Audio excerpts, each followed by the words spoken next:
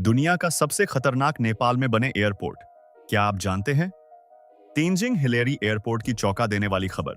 हवाओं के बीच बसा एक अद्भुत रनवे।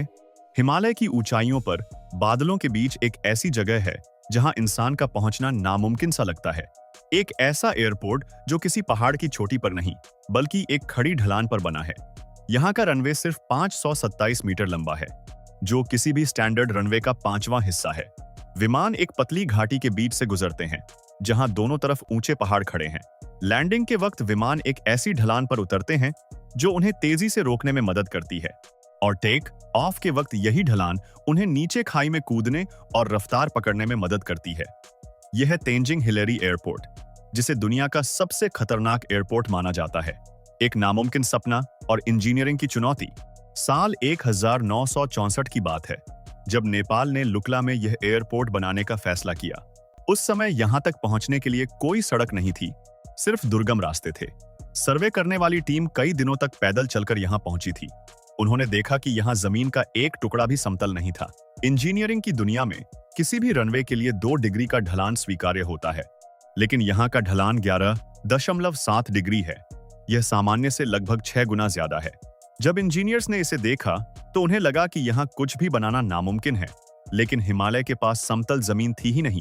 इसलिए इसी ढलान को उन्होंने अपना सबसे बड़ा हथियार बना लिया। इंसानी मेहनत और संघर्ष की दास्तान।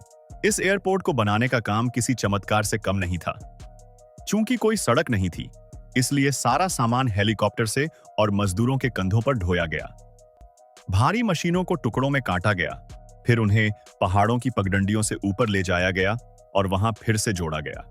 वहां के स्थानीय शेरपा मजदूरों ने अपनी मेहनत से पत्थरों को काटा और मिट्टी को बराबर किया। जहां मशीनें नहीं पहुंच सकती थीं, वहां हाथों से फावड़े और टोकरियों का इस्तेमाल किया गया। यह सिर्फ एक निर्माण कार्य नहीं था, बल्कि इंसान की जिद और मेहनत का एक बेहतरीन नमूना था। भारत और नेपाल के लोगों के लिए हिमालय सिर्फ एक पहाड़ नहीं, बल्कि आस्था का केंद्र है। एवरेस्ट पर चढ़ने वाले हर साहसी व्यक्ति के लिए यह लुकला का रनवे ही पहला कदम होता है। भारत के कई पर्वतारोही भी इसी रास्ते का इस्तेमाल करते हैं। यह एयरपोर्ट सिर्फ एक हवाई पट्टी नहीं है, बल्कि उन हजारों शेरपा परिवारों की जीवन रेखा है जो इन्हीं पहाड़ियों में रहते हैं। भारत के पड़ोसी देश में बना यह एयरपोर्ट हमें सिखाता है कि अगर इरादे बुलंद हों, तो हिमालय की कठिन चट्टानें भी रास्ता दे देती हैं। आज यह एयरपोर्ट हिमालय की उस खूबसूरती और जोखिम का प्रतीक है जिसे देखने के लिए दुनिया भर से लोग आते हैं। पानी की निकासी और मानसून का खतरा। पहाड़ पर निर्माण करना जितना मुश्किल होता है, उसे बचाए रखना उससे भी बड़ी चुनौती है। हिमालय में होने वाली भारी बारिश से यहाँ की मिट्टी बह सकती थी, इसीलिए यहाँ के इंजीनियर्स ने हाथ से पत्थर काटकर जल निकासी ड्रेनेज की ऐसी व्यवस्था बनाई कि पानी रनवे को नुकसान न पहुंचा सके। 37 सालों तक यह रनवे कच्चा ही रहा, धूल और पत्थरों से भरा हुआ। साल 2001 में इसे डामर से पक्का किया गया, और वह काम भी हेलीकॉप्टर और इंसानी हाथों की मदद से ही पूरा हुआ। आज यहाँ हर दिन 50 से ज्यादा उड़ानें होती हैं, जो दवाइयों से लेकर राशन तक सब कुछ इन ऊंचाइयों तक पहुंचाती हैं। इंसानी हौसले की जीत। आज तेंजिंग हिलेरी एयरपोर्ट दुनिया के सबसे कठिन और रोमांचक हवाई अड्डों में से एक है। यहाँ उतरना किसी एडवेंचर से कम नहीं है। यह उन लोगों की कहानी है जिन्होंने बिना आधुनिक मशीनों के सिर्फ अपने हौसले के दम पर दुनिया की छत पर एक दरवाजा खोल दिया। यह जगह हमें याद दिलाती है कि तकनीक चाहे कितनी भी आगे क्यों ना बढ़ जाए, लेकिन इंसान की मेहनत और जुनून का कोई मुकाबला नहीं है। लुकला का यह एयरपोर्ट सिर्फ एक ईंट पत्थर की संरचना नहीं, बल्कि इंसान की उस काबिलियत का प्रमाण है जो नामुमकिन को मुमकिन में बदल सकती है। हिमालय की इन वादियों में बसा यह छोटा सा एयरपोर्ट दुनिया भर के लिए एक सबक है। यहाँ की हर लैंडिंग और हर टेक ऑफ एक कहानी कहती है। यह बताती है कि कैसे इंसान ने प्रकृति के साथ तालमेल बिठाकर अपनी जरूरत को पूरा किया। दोस्तों, अगली बात करते हैं काठमांडू की। क्या आपने कभी ऐसे शहर के बारे में सुना है जहां कदम रखते ही आपको ऐसा लगे जैसे आप वक्त की किसी मशीन में बैठकर इतिहास के पन्नों में पहुंच गए हों? जहां एक तरफ दुनिया की सबसे ऊंची पर्वत श्रृंखलाओं का मूक पहरा हो और दूसरी तरफ आधुनिक युग की भागदौड़।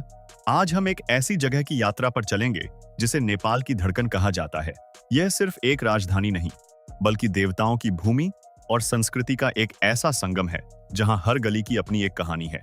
अगर आप जानना चाहते हैं कि आखिर क्यों पूरी दुनिया के यात्री इस जगह को अपने सफर की लिस्ट में टॉप पर रखते हैं, तो आज का यह वीडियो अंत तक जरूर देखिएगा, क्योंकि काठमांडू की यह कहानी आपको हैरान कर देगी। काठमांडू का रहस्यमयी इतिहास। काठमांडू का इतिहास किसी दिलचस्प फिल्म से कम नहीं है। विशेषज्ञों का मानना है कि इस घाटी में इंसानी बसावट की शुरुआत लगभग 2000 साल पहले हुई थी।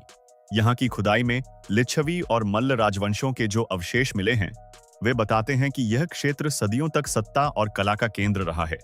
एक बेहद पुरानी लोककथा के अनुसार काठमांडू कभी एक विशाल झील हुआ करती थी।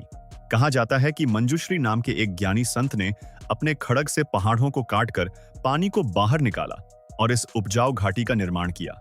इसके बाद 18वीं शताब्दी में पृथ्वी नारायण शाह ने इसे एकजुट किया और आज यह नेपाल की शान बना हुआ है। भौगोलिक स्थिति और प्रकृति का वरदान। काठमांडू का भूगोल इसे बाकी दुनिया से अलग बनाता है। बागमती नदी के तट पर बसा यह शहर चारों तरफ से ऊंचे पहाड़ों से घिरा हुआ है। 1400 मीटर की ऊंचाई पर स्थित होने के कारण यहाँ की हवा हमेशा खुशनुमा रहती है।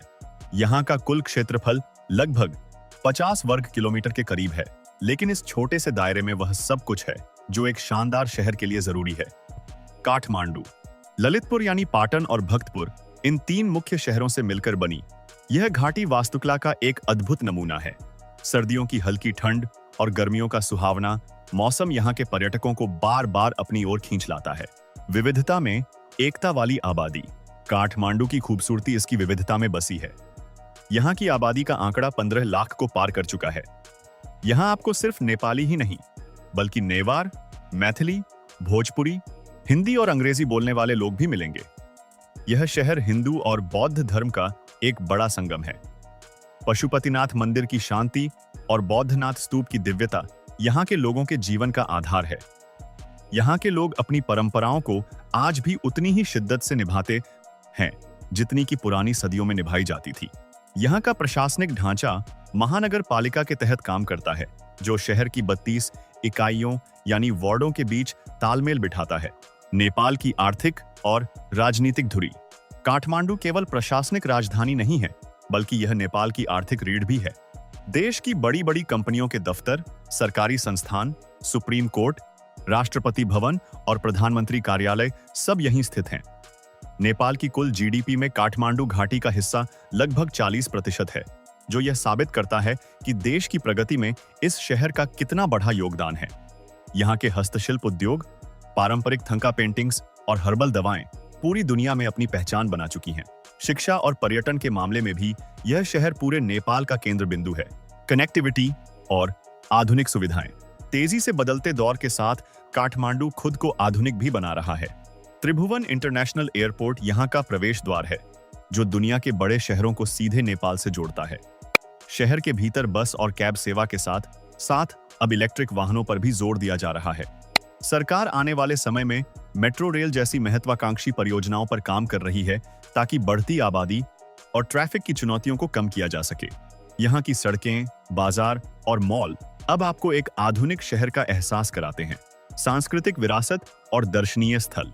काठमांडू को यदि आप मंदिरों का शहर कहें तो गलत नहीं होगा। यहाँ हर मोड़ पर आपको ऐतिहासिक मंदिर और मठ दिखाई देंगे।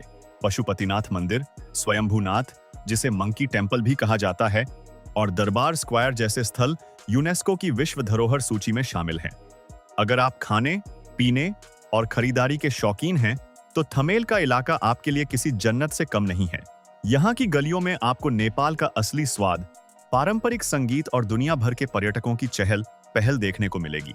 सफर की शुरुआत काठमांडू के साथ। तो दोस्तों, यह था काठमांडू, एक ऐसा शहर जहां आज भी आपको इतिहास की खुशबू महसूस होगी और आधुनिक युग की रफ्तार भी। यहाँ की शांति और शोर के बीच का संतुलन ही इसकी असली पहचान है। चाहे आप धार्मिक यात्रा पर निकलना चाहते हो या फिर पहाड़ों के बीच सुकून ढूंढना चाहते हो, काठमांडू आपकी हर उम्मीद पर खरा उतरता है। क्या आप भी कभी नेपाल जाने का प्लान बना रहे हैं? अगर हाँ, तो अपनी लिस्ट में काठमांडू का नाम सबसे ऊपर रखिएगा। उम्मीद है कि आज की यह जानकारी आपको पसंद आई होगी। अगर आप ऐसी ही और रोमांचक जगह के बारे में जानना चाहते हैं, तो हमारे साथ बने रहें। अपना ख्याल रखें और अपने सफर को हमेशा यादगार बनाएं।